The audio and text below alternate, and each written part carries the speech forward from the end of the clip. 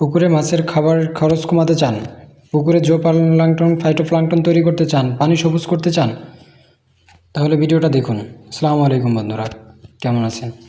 Barkat agro and ফিশারিজের পক্ষ থেকে আপনাদের স্বাগতম। বন্ধুরা, আজকে আমি আপনাদের দেখাবো কীভাবে পুকুরে জো প্লাঙ্কটন ফাইটোপ্লাঙ্কটন তৈরি করবেন, পুকুরের পানি সবুজ করবেন এবং মাছের খাবার খরচ কমাবেন।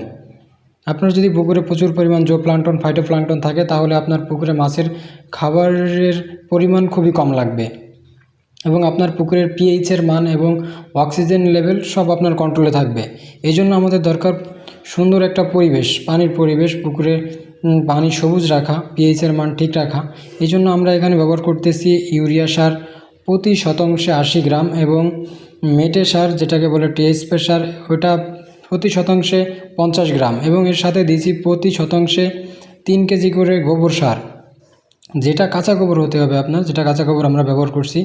এবং এই সব কয়টা মিক্স করে আমি সারটা একদিন আগে ভিজিয়ে রাখছিলাম যাতে সারটা গলে যায়, পানির সাথে খুব সুন্দর করে মিক্স হয়। সো আমি সেইভাবে পুরো পুকুরে নৌকা দিয়ে পুরো পুকুরে সুন্দরভাবে দিয়ে দিব যাতে অতি সহজে মিক্সটা হতে পারে।